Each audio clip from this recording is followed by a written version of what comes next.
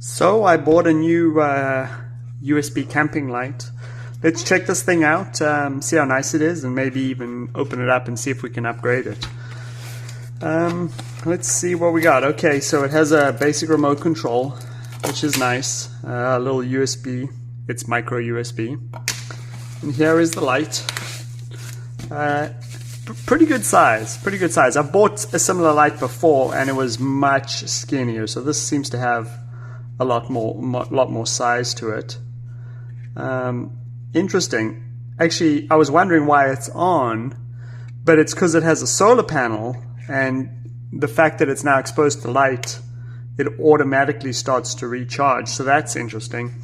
Now the reality is a solar panel this size, you know, would take weeks to recharge the batteries inside of this. I mean, this thing produces millivolts, and you know, there's probably a couple 18650s in here, and so realistically this thing would take weeks to recharge. So it's not practical to charge it off this solar panel. But I do like the shape. Let's see, does this unclip? I mean, it spins, so it probably yeah, it unclips. Okay, there's your LED panel.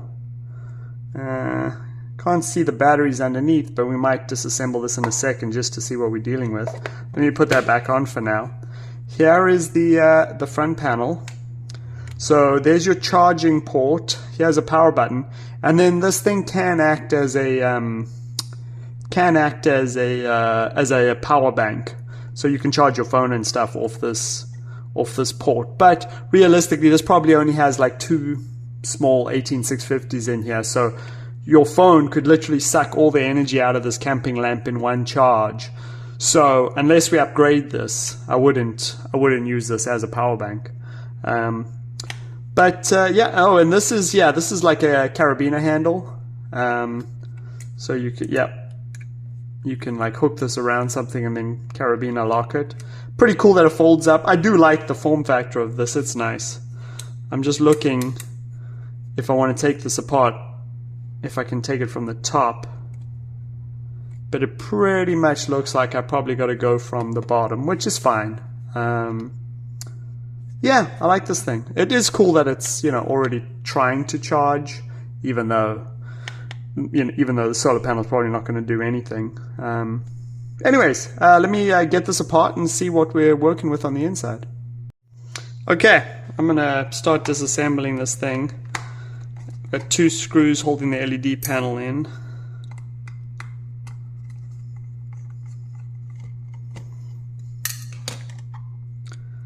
Okay, that lifts out. Now this is probably the batteries over here.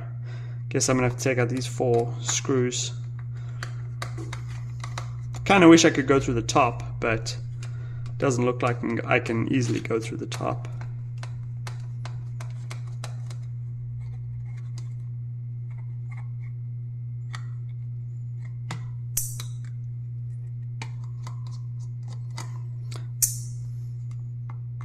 These are much longer screws than the first 2 screws, so I'll be able to tell them apart.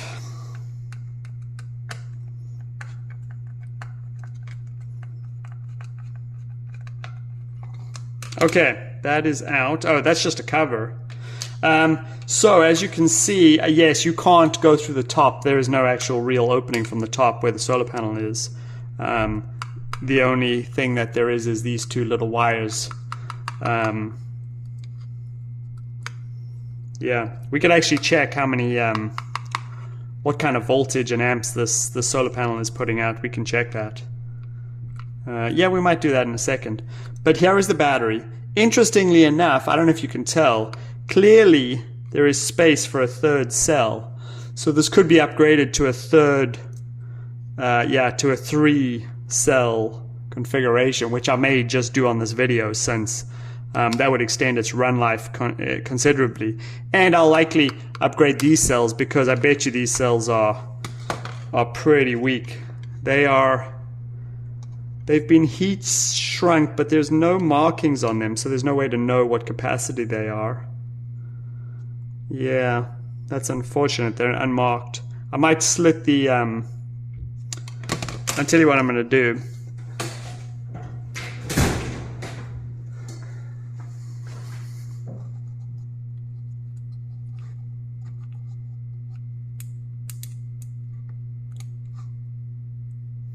I am going to upgrade this cell. I'm going to upgrade this with 3 cells. I'll get on my spot welder. I'll weld up a pack of 3 cells. And I'll use high-end batteries. What I want to see is if this is, if I cut this open, if there's any markings on the inside, because why is this unlabeled? You know, 18650 should have a capacity labeled on them. Okay, this has no capacity on it. Yeah, it has no capacity on it. You almost have to wonder if these were maybe used cells that they rewrapped.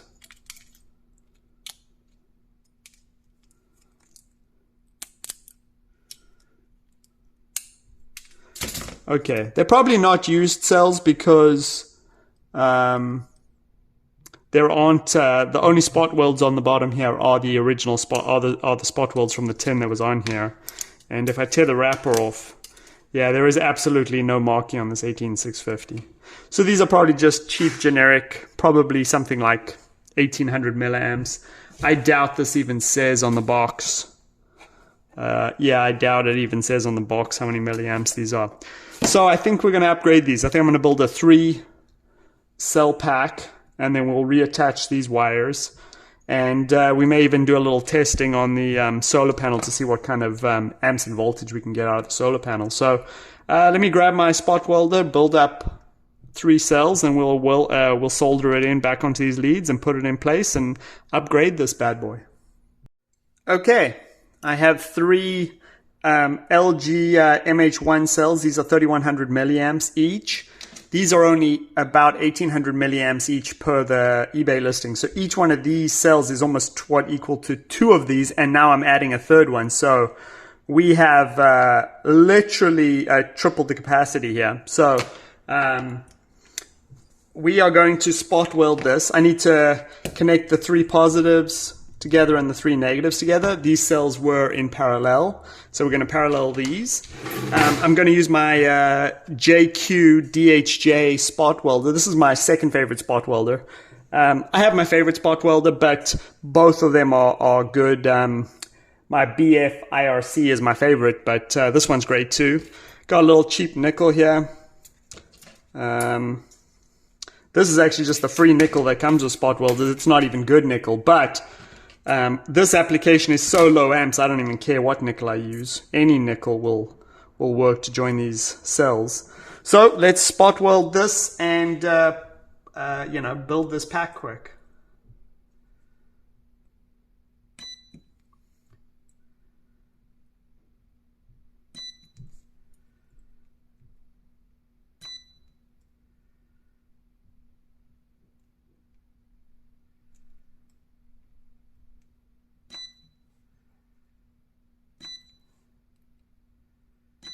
As usual, the spot welder did a great job. Let's do the back side.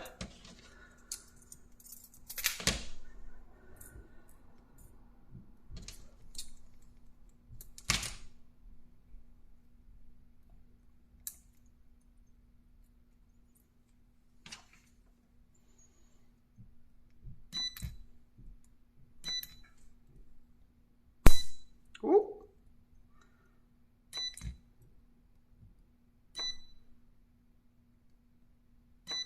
Okay, that is spot welded, so we can unplug this. This little spot welder is only like 25 bucks, and it's powered by a $30 Lipo. Excellent way to get into spot welding on the cheap. So I'm done with my spot welder. That thing did a great job. Let's get that out of the way. Okay, so now we can work on putting this back in here. As you can see, these should fit. The 3 cells should fit because it looked like this was built for 3 cells, which it was. Oftentimes these Chinese lights are designed for more cells, and then they get cheap and use less cells just to save some money. So this was clearly designed for 3 cells, and we're going to put in 3 cells. So I need to attach the positive and the negative to this, and we'll use a little bit of solder for that. Okay, we need to strip a little bit of the positive lead. Okay, perfect. A little bit of the negative lead. Okay, That's good. We need to put a blob of solder on the positive.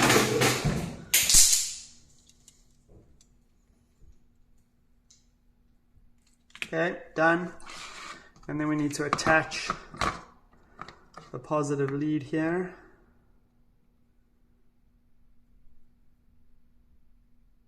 Okay, done. Now we need to put a blob of solder on the negative and attach the negative lead.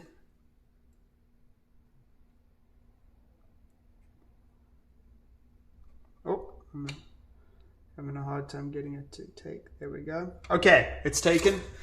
We're good. All right, this is upgraded. We can shove this cell back in here. We should already see.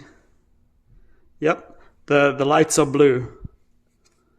You can see. So, yep, the circuit's already back together and working just fine.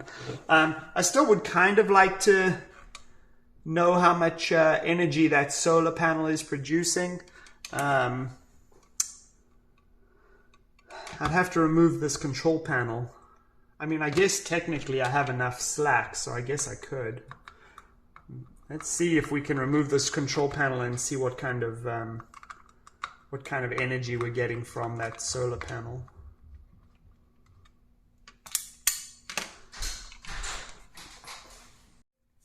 Okay, let's pull this back out. Okay, this is actually just a cover. Can we slide this circuit board out? Yep. Okay, the circuit board's out, so now we can actually test what this solar panel is putting out. Let's get a meter.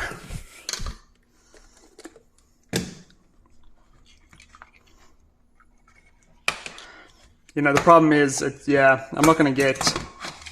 I need to go outside to see what the solar panel is producing. Afternoon sun, we are getting 2 milliamps. 2 milliamps. Okay, so in the sun we were getting 2 milliamps. This is 9100 milliamps. Yeah, not practical to actually charge up the solar panel. The solar panel is a gimmick. Don't use it. Don't rely on it. But let's put this thing back together. I mean, we have a solid battery here now. So let's reassemble this thing. So the panel, this USB can go back. Let's line up the ports. There we go. I think that's in place. Let's put this cover back on. Where's this cover? Here we go. I'm hitting on something. What am I hitting on?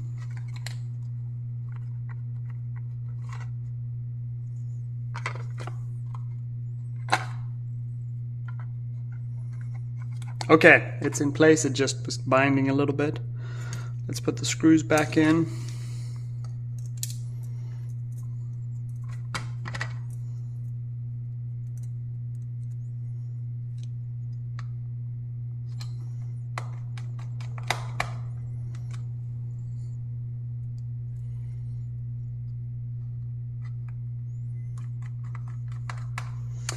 Okay, that's there. Now we need to put the cover back on the batteries.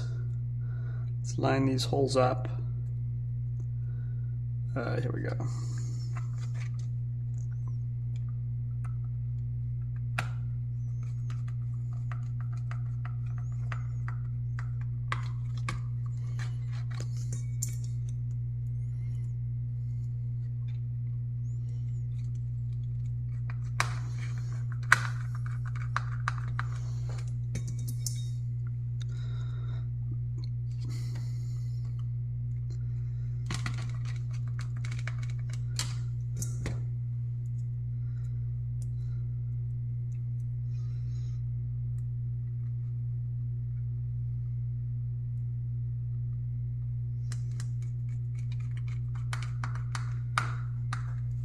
Okay, that's that. Now we can put the solar panel back on. Okay, it looks like it goes diagonal. Line those screw holes up.